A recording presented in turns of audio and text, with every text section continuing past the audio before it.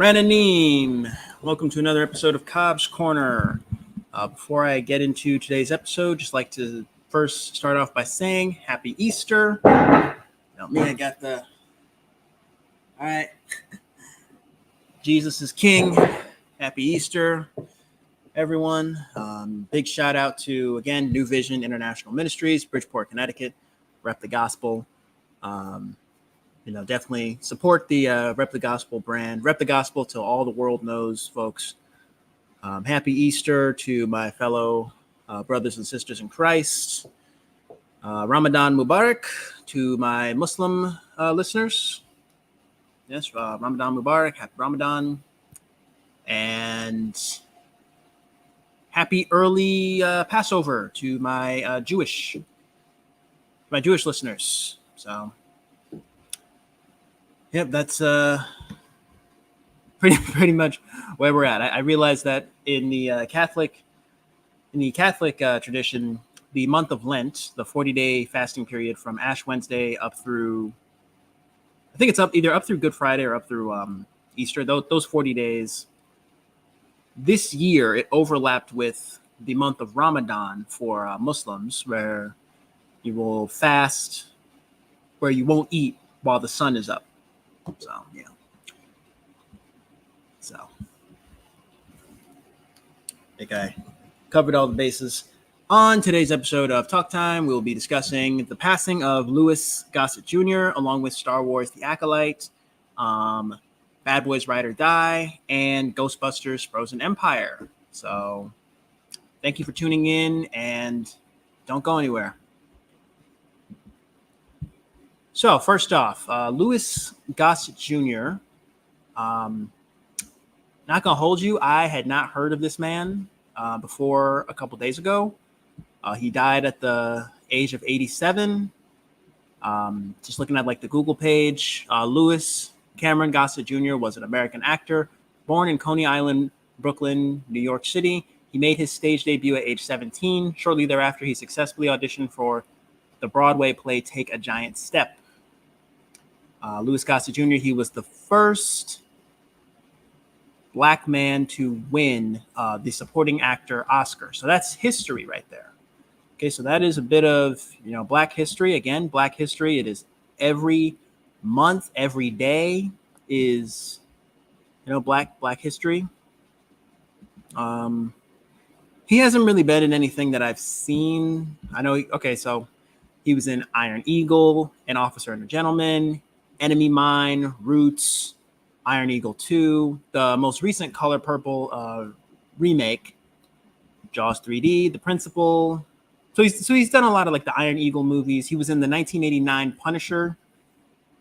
I think that's the one with John Travolta. Grace Card, Cover Up. Oh, Daddy's Little Girls. Okay. So he's been in a couple movies. Apparently he's in the upcoming movie If, with John Krasinski and directed by John Krasinski and starring Ryan Reynolds.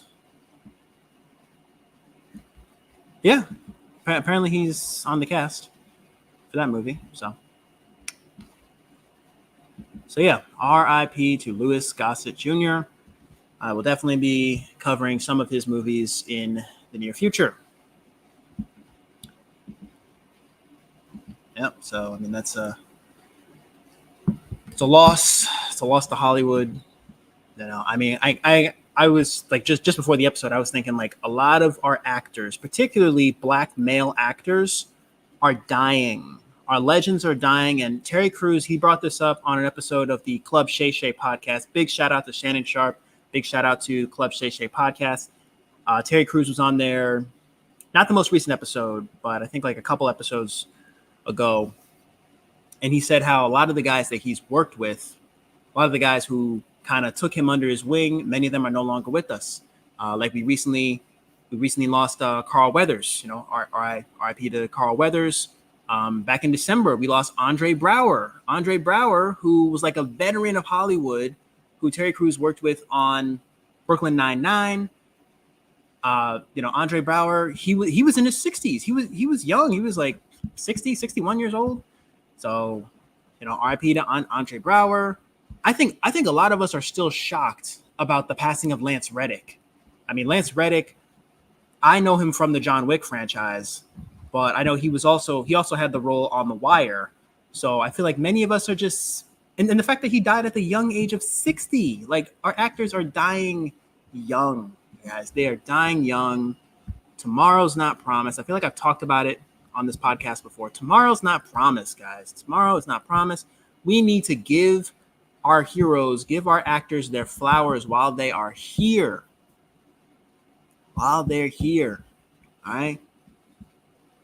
And I mean this both like on a macro scale. I think everybody, deserves their props while they're here, whether that's, Spike Lee or Denzel Washington, we need to celebrate our heroes, particularly in the Black community, particularly our Black heroes, our Black actors, producers, directors, writers, while they're here. Celebrate them while they're here.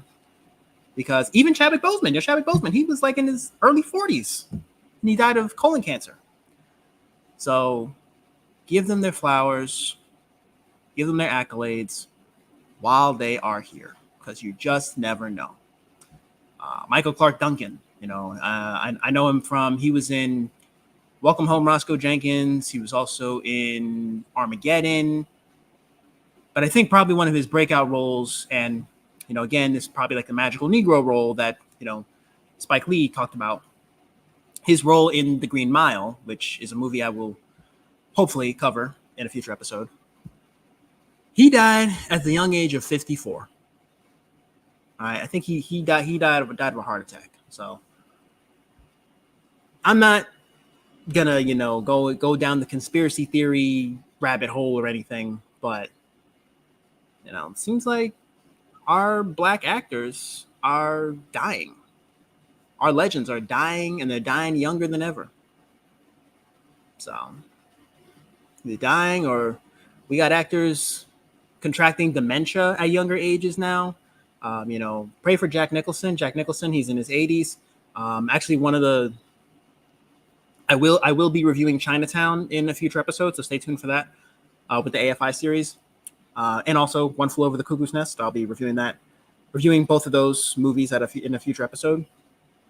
So pray for Jack Nicholson. He's 86 years old. He is kind of taking a step back from acting because he was having a hard time memorizing his lines. He's dealing with like Alzheimer's disease now. Bruce Willis, pray for Bruce Willis as well. He's, I think, like 68, 69. He was in the hospital last year. He's got like prefrontal dementia, and he's pushing 70. He's in his 60s, and he's got dementia. Wendy Williams, all right, she is almost 60, all right, she's 59 years old, and she's got something similar to what Bruce Willis has. So take care of your health, guys. I mean, I realize I have the advantage of only being 23 years old when all this is happening. I'm seeing, all these older actors pass away, and I'm seeing all these celebrities have all kinds of health problems. I realize that I have the advantage of still being young, of being under the age of 30, under the age of 25. But I say this to all my listeners, regardless of how old you are: eat right, exercise. All right. I get it. I get it that my podcast is not really like a diet and exercise podcast. I don't really talk about nutrition. And yes, I do talk about movies, but the primary focus of this podcast is like, how can we extract these films and look at entertainment, look at pop culture? What can we bring into our own lives? What can we accept what's useful, reject what's useless, and add what's uniquely your own? It's a little Bruce Lee philosophy for you this early in the morning. But yeah, RIP to Louis Gossett Jr. On behalf of the Cobbs Corner family, our thoughts and prayers are with the Gossett family, Gossett family, the Weathers family, Lance Reddick's family, Andre Braugher. RIP to anyone and everyone that we've lost so far this year. We're going into April now. We're a quarter of the way through 2024. Those that we lost, 2023, over the past year, any celebrities that we've lost over the past year, our thoughts and prayers are with them and their families, etc. So just had to spend the first 10 minutes of this live stream on, a real kind of a serious note, before we really get into the fun, the nerd culture and the pop culture and entertainment, So that's that. Since we last spoke, Star Wars has dropped a trailer for The Acolyte. All right. The Acolyte will be premiering June 4th. June the 4th. So I got something to look forward to when I go back to the States. If I got something to look forward to this summer, I'm just reading the IMDb page. Star Wars The Acolyte is a Star Wars series that takes viewers into a galaxy of shadowy secrets and emerging dark side powers in the final days of the High Republic era.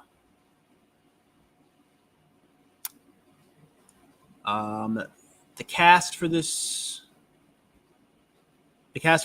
series, we've got Amandla Stenberg.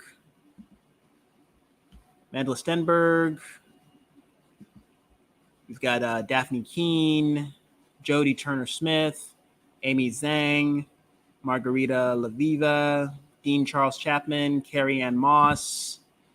Carrie Ann Moss, who I know as Carrie Ann Moss, you've seen her in the Matrix franchise. Carrie Ann Moss, she was in the Matrix. She was also, I think, one of the lawyers on Jessica Jones. So it's got some familiar faces, some new faces. I think this is an era of Star Wars that doesn't get a whole lot of attention. And I think this, because of the High Republic era, I think this movie takes place, I forget exactly how many years, like in the official canon, but the High Republic era is like pre-Phantom Menace. It's like when the Jedi were at the height of their power, and they essentially didn't see the growing threat of the dark side. Like they were the High Republic. And, I've never played Knights of the Old Republic, but there was like the High Republic, the Old Republic, and then eventually the Galactic Republic. And then that's where like the Phantom Menace kind of picks up. So I'm liking that we're exploring different eras of Star Wars, and we're going places through these series that maybe the movies couldn't go. Like I think that with these miniseries, these limited series, you can go places that they weren't able to go with a 2-hour movie. So I've said it before and I'll say it again. I liked the Book of Boba Fett. And I like the way that they set it up at the end of season 2 of The Mandalorian was a teaser for the Book of Boba Fett. Tamora Morrison, Ming-Na Wen, they were amazing in those roles. Book of Boba Fett, The Mandalorian, Obi-Wan Kenobi as well. I really enjoyed the Ahsoka series, but I'm glad that with The Acolyte, like I don't think we've really seen that much, like maybe in an episode of like Clone Wars, maybe in like flashback sequences, and I'm not 100% up to date on like Star Wars animation. Like I know there was the Bad Batch. There's a couple seasons of the Bad Batch now, and like I remember Star Wars Rebels, Clone Wars, and that's all on Disney Plus. But as far as like Star Wars live action, we haven't really gotten a window into this time period pre Phantom Menace. So I'm interested to see where they go. I'm interested to see what kind of themes they're able to bring into this new show, like probably themes of like power, corruption. I mean, just taking a look at the trailer, I mean, and the show is created by Leslie Headland. She's a writer, director, and producer. She's known for being a producer on the 2012 film Bachelorette. She was a showrunner for the show Russian Doll. She was a writer on the 2014 comedy About Last Night. And she was a producer on the 2015 film Sleeping with Other People. Okay, so she's got some accolades to her name. Leslyn Headland. Amandla Stenberg. I'm going to briefly go through like the go. I'm gonna briefly go through like the main cast, and then we can move on to the next topic. Mandel Stenberg.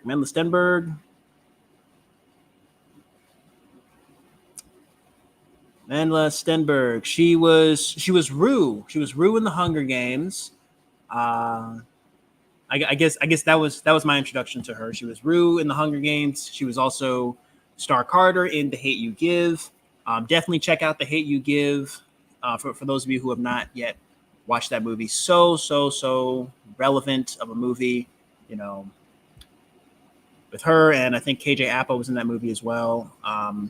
She was Maddie in the movie the 2017 movie Everything. She played Sophie in Bodies.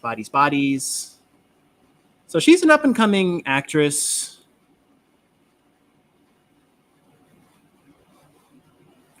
She was she was the voice of Spider-Bite in Spider-Man Across the Spider-Verse. Check out the Spider Within, like whatever the new short film that came out from Sony. Definitely check that out, guys. Check that out. It's amazing. Daphne Keane. Let's see. Daphne Keane, actress. She's known for, she played Laura in Logan. And she's on the show His Dark Materials. She played Lyra. She played Lyra Silvertongue, Lyra Balekwa on His Dark Materials, which I think that show is on Max. And that's actually a show I've been meaning to watch. But Laura on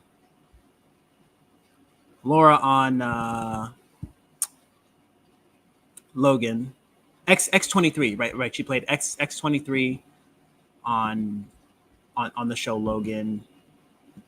Lastly, Jodie Turner Smith, actress and producer. She was Queen on in the movie Queen and Slim. Great movie. It was her alongside Daniel Kaluuya. She was Kyra in After Yang, and Anne Boleyn in the television miniseries of the same name. She was Sergeant Azima Candy in The Last Ship series from 2017. She was in Murder Mystery 2, Sex Education, The Independent, White Noise. So she's got some accolades to her name as well. I will for sure be checking out The Acolyte when it hits Disney Plus on June the 4th. And I think it's supposed to be like a new episode every week, which I personally prefer that. I prefer the whole new episodes weekly. Like I don't really like the whole series dropping at once. Give me the new episodes weekly so I can watch one episode and then I can actually like talk about it. And then once the season's over, then I can go back and like watch all the episodes one after the other, nonstop. So check out The Acolyte. Check out the trailer for The Acolyte if you haven't already. I might put a link in the description. Check out The Acolyte trailer if you haven't already, and be looking for The Acolyte on June the 4th. June the 4th. That is a Tuesday. It's a Tuesday. So look for The Acolyte on Disney Plus, June 4th, 2024. Since we last spoke, the trailer for Bad Boys Ride or Die has also dropped. Here at Xavier High School, we are currently on a 5-day week, 5-day break. We have a 5-day weekend for Easter. So over the past couple of days, I was watching Bad Boys 1, 2, and 3 because I had never seen Bad Boys for Life. So, the first Bad Boys, which came out in 1995. It has a 43% on Rotten Tomatoes, 43% tomato meter score, and a 78% audience score. I'm going to give it a 60%. I'm in the middle. Yes, it's kind of a typical 90s movie. Like it's a typical like 90s buddy cop movie.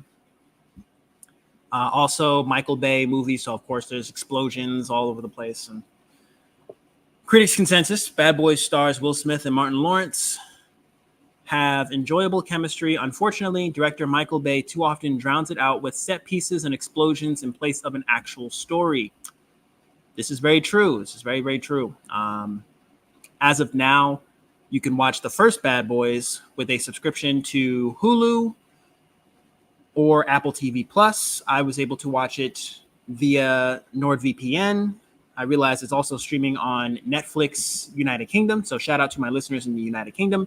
If you live across the pond, it is available on Netflix for you guys in the UK. But for everybody else outside the UK, or well, I guess for those of you in the United States, you can watch Bad Boys on Hulu or with Apple TV Plus.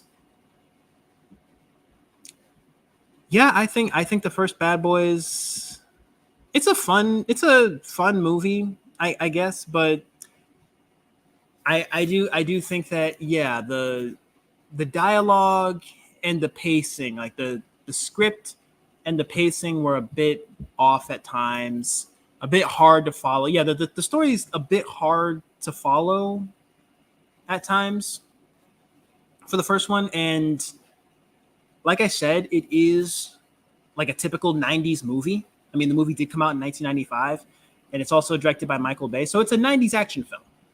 It's a 90s action film. Same thing could be said about Point Break, 90s action film. So it's a typical 90s action film, but then there's not a whole lot of like story. There's not a whole lot of like substance, like actual character development, actual story, actual plot ends up taking the back seat to this spectacle of explosions and, like, oh, there's like, drug dealers and explosions and killing and yeah. So, and then comic relief. And so yeah, like the whole, that aspect of things kind of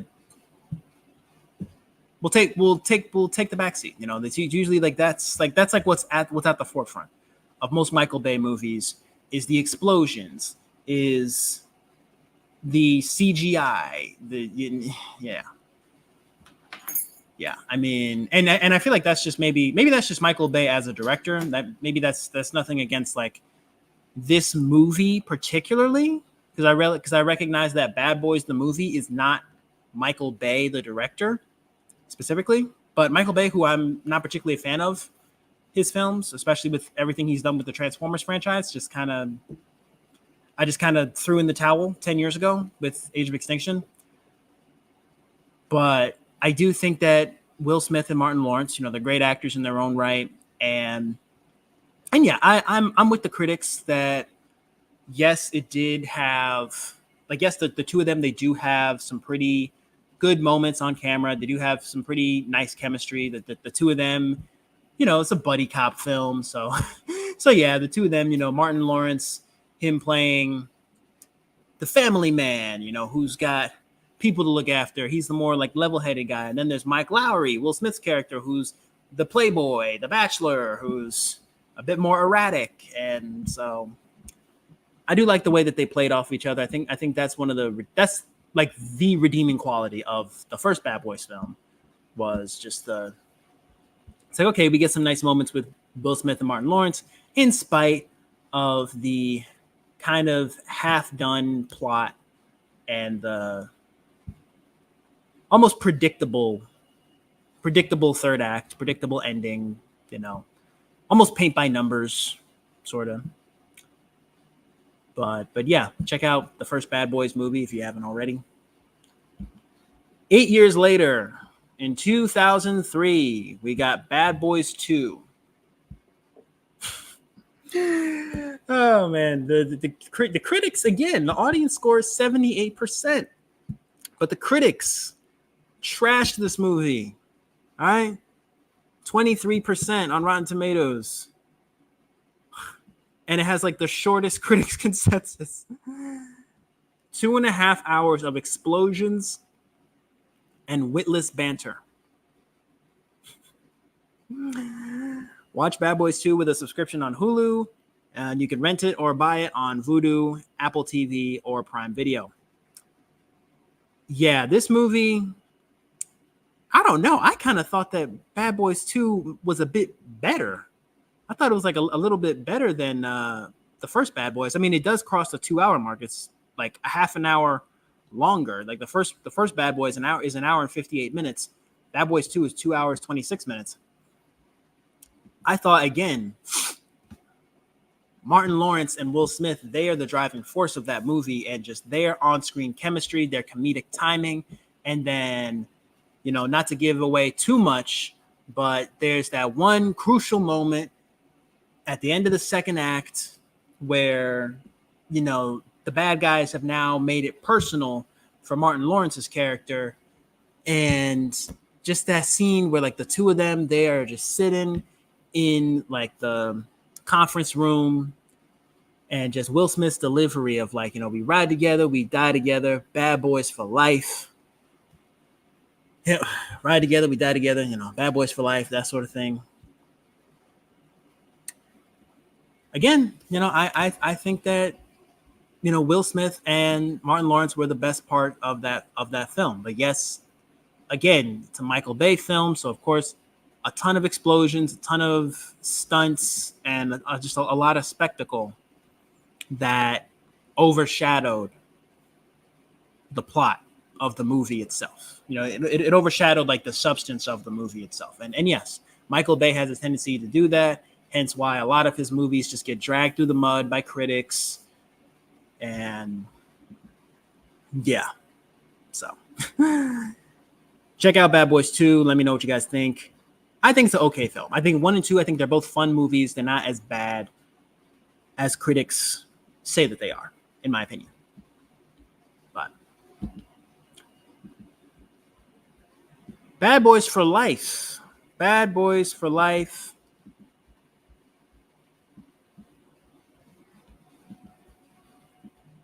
Bad Boys for Life was not directed by Michael Bay. The Bad Boys for Life, it was not directed by Michael Bay. Bad Boys for Life is also streaming on Netflix United Kingdom. 76%. It's certified fresh on Rotten Tomatoes. It's the only Bad Boys movie that is certified fresh on Rotten Tomatoes. It came out January 17th, 2020. 76% on Rotten Tomatoes. The tomato meter score, 96% audience score. I probably would have given it a 90%. 85, maybe 80, 85%. Yeah, 85%. Yeah, you know, critics' consensus, loaded up with action and a double helping of leading man charisma. Bad Boys for Life reinvigorates the long dormant franchise by playing squarely to its strengths. I couldn't have said it better myself. We get some really like heartfelt and like emotional moments, while also giving us that same action, that same like buddy cop magic from the first two movies. I think maybe getting Michael Bay out of the director's chair and them instead going with directors Adil El Arbi and Bilal Fallah, and Will Smith actually being a producer on the film alongside Doug Belgrad and Jerry Bruckheimer, who were the producer duo that worked on Bad Boys 1 and 2. So they came back as producers on Bad Boys for Life. I think that, I think the movie was better because it didn't have Michael Bay as a director, and Will Smith and Martin Lawrence really got to shine. They really got to show the range that they have as actors. And, you know, I will say that Will Smith probably, again, it's just my opinion, he's one of the greatest actors of the 21st century, greatest actors of the last 25 years. All right, his range, the roles that he's done, for him to go from like playing Muhammad Ali to Men in Black to playing Agent J to playing Mike Lowry to doing Hitch, Concussion. Like he's I Am Legend, 7 Pounds. Like he's got so much range. He's got so much talent as an actor. And I had my doubts about Bad Boys for Life, given what happened with Men in Black 3. Now, Men in Black, the first Men in Black came out in 1997. It's still my favorite. Still my favorite Men in Black. The comedy worked, the story worked, everything just worked in that movie. The sequel, Men in Black 2, came out 5 years later in 2002. It was okay. You know, we got a nice celebrity cameo from Michael Jackson.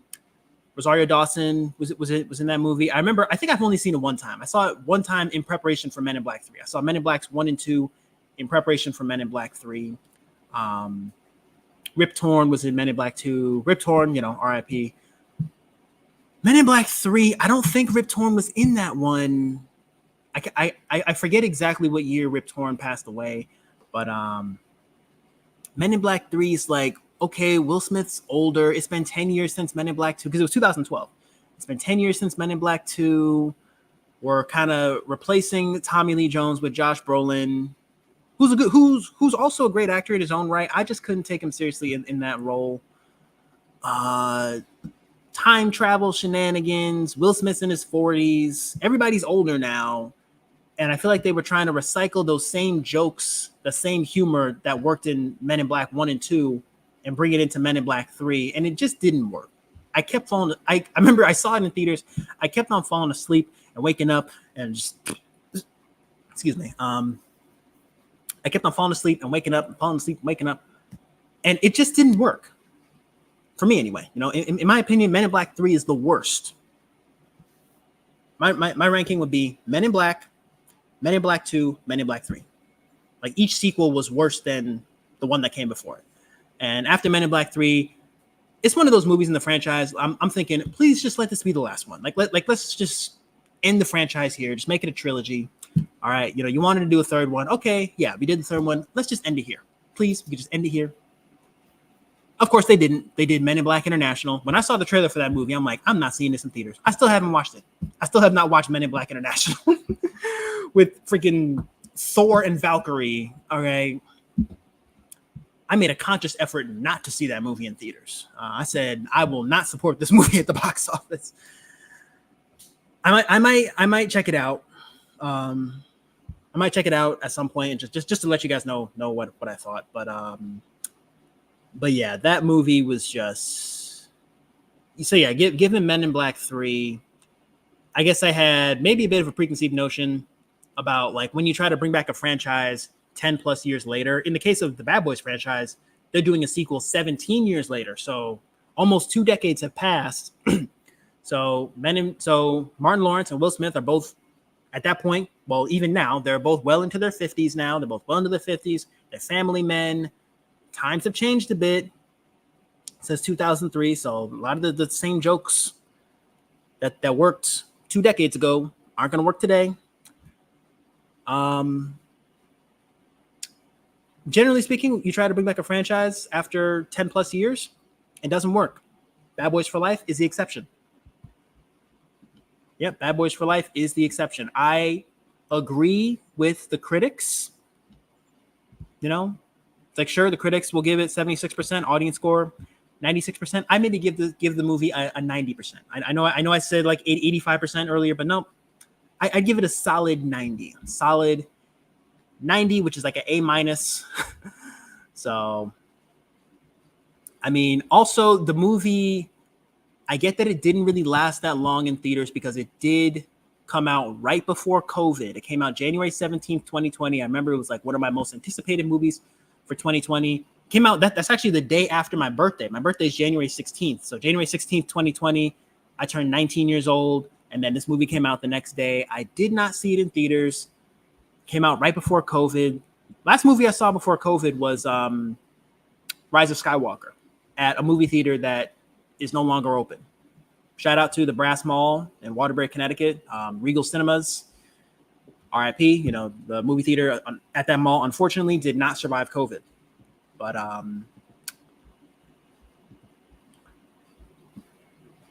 But yeah, you know, getting this movie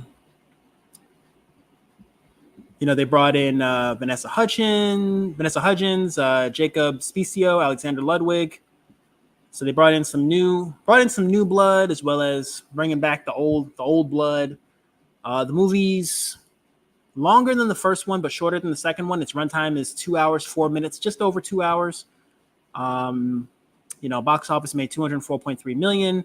It was released on streaming services March 31st. So again, the movie had hit theaters, and then like 2 months later, we all know what happened. March 2020. I'm not gonna waste time going into excessive detail on that. And I know we all have our own like personal testimonies about that time period, but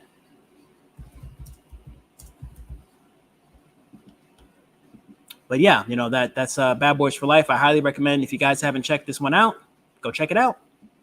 Go check out Bad Boys for Life. It is, in the United States, it is only available for rent or purchase on Vudu, Prime Video, or Apple TV. For my listeners across the pond in the United Kingdom, it is available on Netflix. Those of you with Surfshark VPN, NordVPN, you can switch your location to the United Kingdom and you'll be able to watch it. The trailer dropped for Bad Boys Ride or Die. I think I had posted it on my Instagram story. The trailer for Bad Boys Ride or Die had dropped. In the 4 years since Bad Boys for Life, Will Smith did commit an act of violence on national television. The slap heard round the world. All right. And, I've been able to, over the past 2 years, I've continued to watch his movies. I mean, I literally just watched Bad Boys 1, 2, and 3. And I still think he's a talented actor.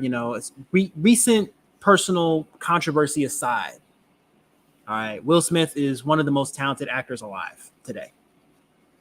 He's one of the most talented actors, one of the most giving, my opinion. Well, okay. I don't know if I'd say he's one of the nicest celebrities, but he's one of the most talented guys in Hollywood. And, again, given his age, given the fact that he was like, I think maybe like 51 when Bad Boys for Life came out, I have my doubts just given his age. And even now that he's like older, controversy aside, I have my doubts about Bad Boys for Life. Like, is it going to be the same? Everybody's older now. But no, Bad Boys for Life blew us all away. And Bad Boys Ride or Die, it's like we're coming back for a fourth movie. I don't know. Will this be the last Bad Boys? Is there gonna be like a passing of the torch to like the next generation? Like, is this a stepping off point to something greater? I wish Will Smith and Martin Lawrence, I wish them nothing but the best for them and for their families. They're doing well for themselves. And I truly believe, again, the Christian in me, you see the shirt I'm wearing, Jesus is King. It's never too late to have your come to Jesus moment. It's never too late to pray for forgiveness, to ask for forgiveness, not just from those who you've wronged, but also to make your peace with the Creator. All right. Nobody's beyond forgiveness. Nobody's beyond saving. And nobody's life is perfect. Clearly something was going on, in Will Smith's life personally and in his marriage that pushed him that then for Chris Rock to make that joke, which was his right to make that joke, push Will Smith over the edge and cause him to walk up and slap him, but is what it is. And I, for one, it's been 2 years. And because I loved Men in Black, because I love Bad Boys for Life, I was excited when this trailer dropped for Bad Boys Ride or Die. Bad Boys Ride or Die, I'm just reading like the IMDb description. This summer, the world's favorite bad boys are back with their iconic mix of edge-of-your-seat action and outrageous comedy, but this time with a twist. Miami's finest are now on the run. All right, so As of now, top cast: Will Smith, Martin Lawrence, Vanessa Hudgens. The movie will hit theaters on June 7th. June 7th. So I'm definitely looking forward to this movie. Like I said, the Bad Boys, as of now, Bad Boys trilogy. It's a trilogy as of now. Bad Boys, Bad Boys 2, and then Bad Boys for Life. All three of those movies are great. Okay, not all three of them are great, but yeah, these are good. These are good films. I enjoyed all three of them. Columbia Pictures is celebrating 100 years. 100 years. Okay, Columbia Pictures. Big shout out to Columbia Pictures. Centennial year 2024. It comes out June 7th, 2024 worldwide. We got Vanessa Hudgens, Eric Dane, Alexander Ludwig, Paola Nunez reprising her role. So we got Jerry Bruckheimer and Doug Belgrad as producers, alongside Will Smith and Chad Oman. Written by Chris Bremner, directed by Adil El Arbi and Bilal Fallah. So I think that this is definitely going to be a success. Now, granted, I think there are maybe some toxic fans out there who, given Will Smith's slapping Chris Rock, there's probably some folks who are going to boycott this film, who are not going to see it. And I'm not a part of that camp. And I've always said how these celebrities, it don't matter what, you want. If you want to complain on social media about, so-and-so celebrity because, they did this or they said this, they said that, so we need to cancel them or boycott them. They don't care. They're still making money. They're still getting paid. Somebody's going to see their movie. So I'm going to continue to support Will Smith. And, I think the main argument against sort of like separating the artist from their art, which I believe it is possible to separate the artist from their art. The main argument is that, oh, well, you're still supporting them. Yeah, I'm still supporting them because I believe in the case of Will Smith that he can bounce back. He can bounce back. He can, confess his sins, ask for forgiveness, and move on. Forgive and forget. Can't live in the past, folks. Cannot live in the past. So I am recommending that you all go check out Bad Boys Ride or Die. Check out Bad Boys 1, 2, and Bad Boys for Life. Check out all three of them. Let me know what you guys think in the comments below.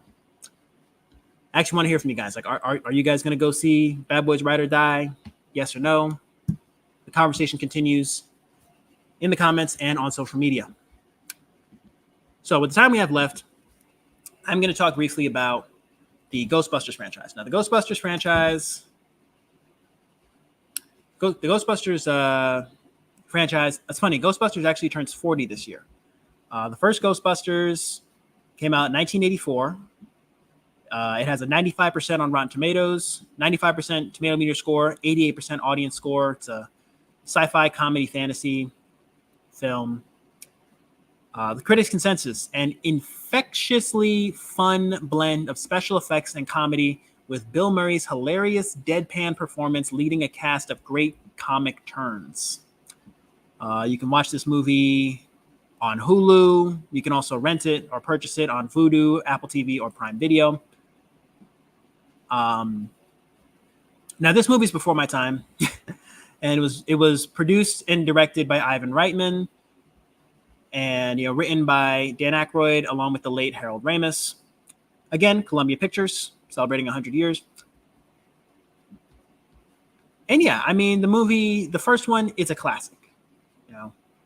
First one's a classic. They do misquote the Bible. They say Revelation 7:12 and talking about the end times and the judgment day. So some biblical parallels to the movie, but overall, I think it's just a solid comedy film, a timeless classic. All right, check out. So it hit theaters. Its release date, June 8th, 1984. So June 8th of this year, the movie turns 40. Yeah. And then I guess there was a re-release in 2014 for the 30th anniversary, but the movie turns 40 this year. So I don't know if it's going to be back in theaters for like one night only or 2 nights only, but definitely go and check out Ghostbusters if you have not already. It is a classic. Ghostbusters 2 came out in 1989. Okay, this one, I'm kind of with the critics on this one. The critics gave it 55% on Rotten Tomatoes. The audience score is 61%, so it's not certified fresh. The critics' consensus: thanks to the cast, Ghostbusters 2 is reasonably amusing, but it lacks the charm, wit, and energy of its predecessor. I agree. It's that common trope of like the sequel is never quite as good as the original. Again, Ghostbusters 2, you can watch it on Hulu, you can rent it or buy it on Apple TV, which is what I did, Prime Video or Vudu. Yeah, that one, it's nobody's fault, but it's just one of those sequels that's just not as good as the original. I mean, the original is just such a classic, some of Bill Murray's finest work, but when I think of Bill Murray, I think of Ghostbusters and Groundhog Day are probably two of his best movies. And he actually worked with Harold Ramis was actually working behind the scenes on both those films. Harold Ramis, he directed Groundhog Day. So check out my episode that I did on Groundhog Day. I'll probably link to it in the description below, or I'll probably like have a pop up at the end of this video or whatever. So check out my review of Groundhog Day, and then also the first Ghostbusters.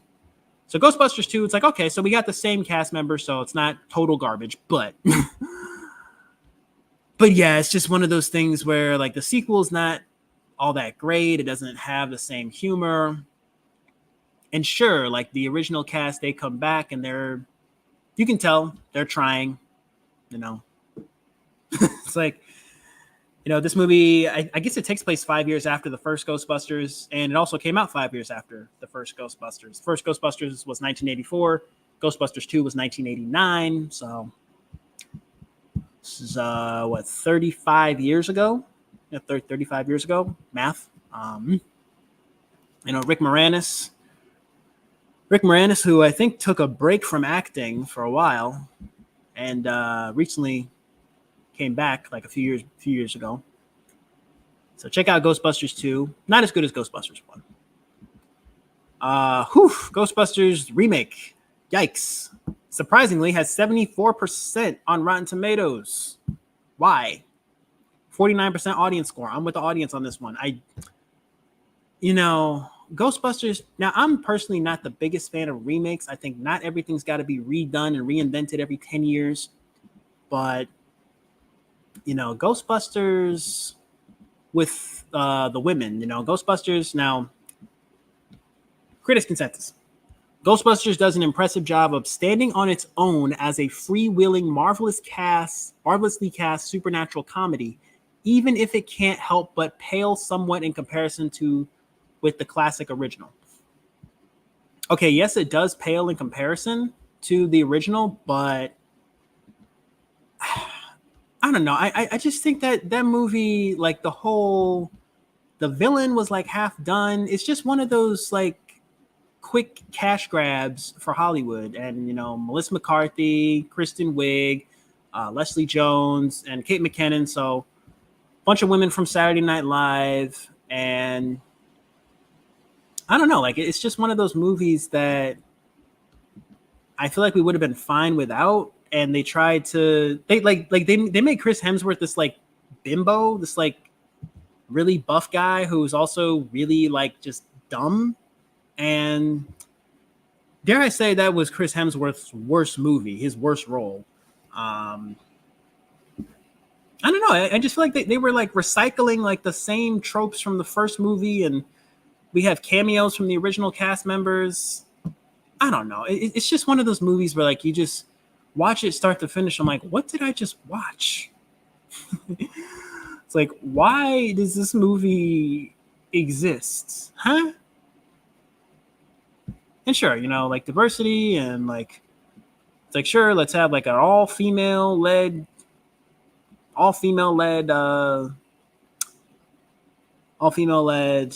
Ghostbusters movie.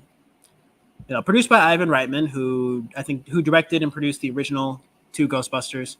Directed by Paul Feig. Also produced by Amy Pascal. I think Pascal Pictures. I think they've worked on a bunch of the Spider-Man movies. So yeah, I mean, it had a promising cast. Kristen Wiig, Leslie Jones, Kate McKinnon, Melissa McCarthy, all very talented women in their own right. Charles Dance, Michael Kenneth Williams, rest in peace.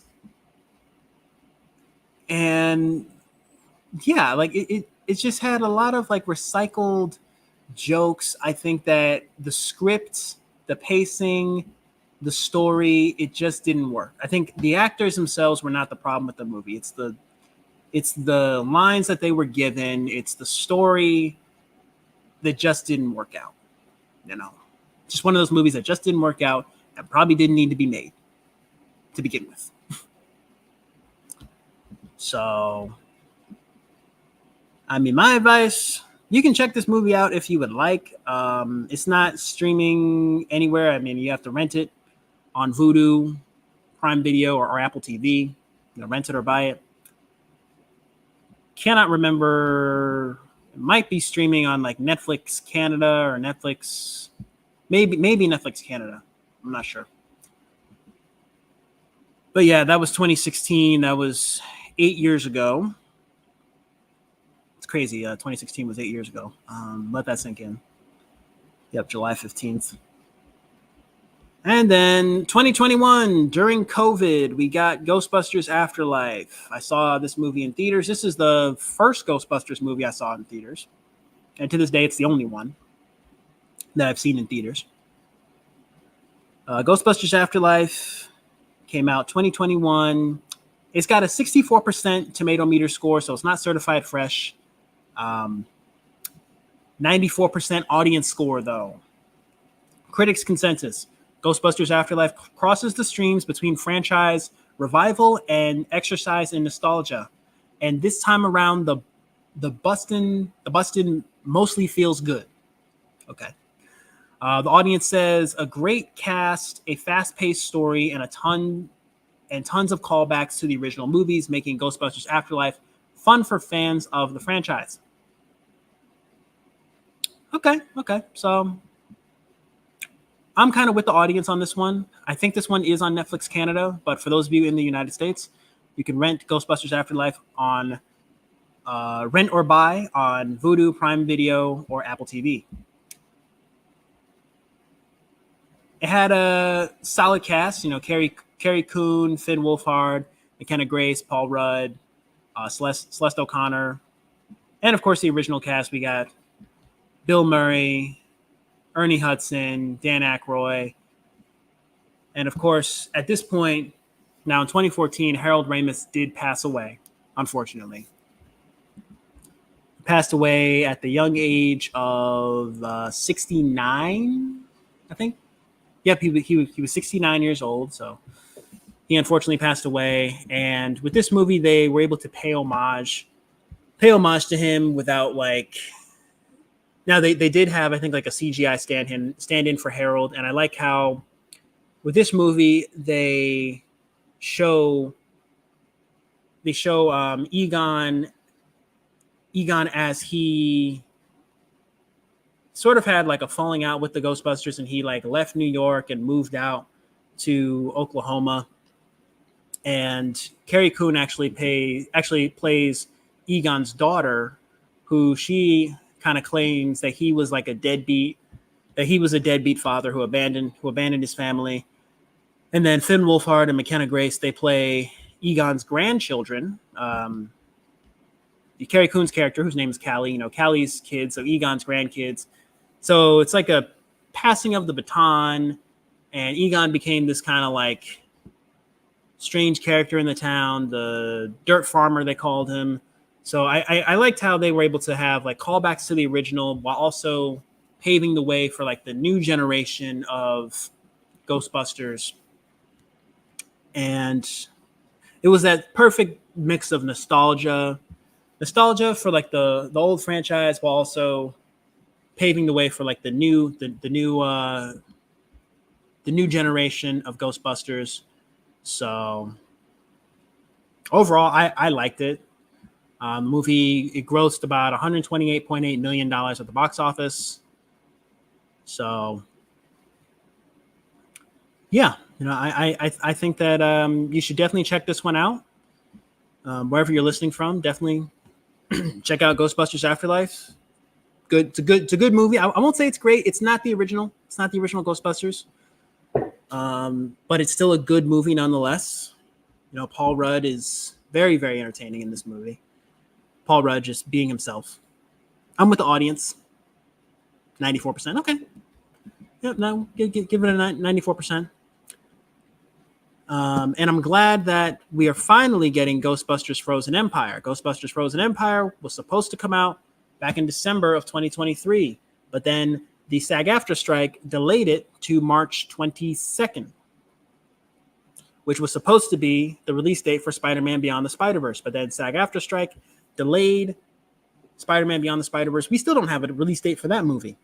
But March 22nd, Ghostbusters Frozen Empire finally hit theaters. It's currently in theaters. I have not seen it yet because there's no movie theater out here. So far, critics are being a little harsh. 44%. Critics' consensus: Frozen Empire offers a certain amount of nostalgia-fueled fun for fans of the original, but a crowded cast and surprisingly serious tone prevent this sequel from truly sparking. The audience give it an 84%. The audience says that Ghostbusters Frozen Empire has plenty of nostalgia for longtime fans, as well as fun, multi-generational action for younger audiences to enjoy. All right, so yeah, Ghostbusters Frozen Empire, it's currently in theaters. Produced by Jason Reitman, Ivan Reitman's son. We brought in Kumail Nanjiani, Patton Oswalt, Finn Wolfhard, McKenna Grace, Paul Rudd, Carrie Coon. They reprise their roles. We get the original cast. They come back.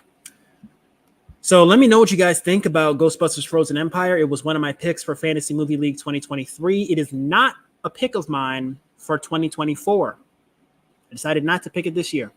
The only pick that I've had so far that's come out as of the release, as of the recording of this podcast, is Bob Marley One Love, which even that one's got kind of average reviews. Got mixed reviews, mixed reactions from critics and audiences alike. Let me know what you guys think about both Ghostbusters Frozen Empire. Do you side with the critics? Do you think that this is just another cash grab for Hollywood, or do you think that it's that perfect bit of nostalgia? Do you think it's just as good as Ghostbusters Afterlife? Do you think that it can hold a candle to Afterlife or to the original? Do you side with the audience, 84%, or are you with the critics, 44%? Let me know in the comments below. The next movie for my Fantasy Movie League, the next movie that is coming out this coming Friday is Monkey Man. Monkey Man starring Dev Patel.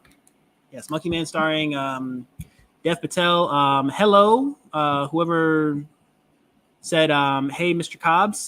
Hello. Whoever just commented, hey, Mr. Cobbs. What's up? So going back to my Fantasy Movie League picks, and this will be the last thing we talk about before we wrap up for today. Monkey Man. We got Monkey Man coming out on April the 5th with Dev Patel, produced by Jordan Peele. It's like a John Wick style action film. Happy Easter. Happy Easter to you too. And then I got Fall Guy coming out May 3rd. If May 17th. Of course, Deadpool and Wolverine, July 26th. So we got some bangers coming out. I think it's going to be a fun spring. It's going to be a fun summer for the box office. And I can't wait to talk about it all with you guys right here on Cobbs Corner. Well, that is about all the time that we have for this episode of Talk Time with Morgan Cobbs. If you like what you heard today, don't forget to subscribe and click that bell so that you get notified when we go live, when we have new episodes. And make sure to follow Cobbs Corner on all social media. That's Instagram, Threads, and TikTok to stay updated on all things Cobbs Corner. All those links are in the show notes below. For those of you who made it to the very end of this episode, I greatly appreciate it. Tune in to Talk Time with Morgan Cobbs every Sunday morning at 8 a.m. Chuk Standard Time. Next day, available everywhere else the next day. Hope you guys enjoyed your stay here at Cobbs Corner. We are your one-stop shop for all things TV, film, and pop culture. Click the screen right now to watch my Groundhog Day review. It is a complete banger of an episode. It was our top episode for 2023. And as always, I will talk to all of you in the next episode. Peace.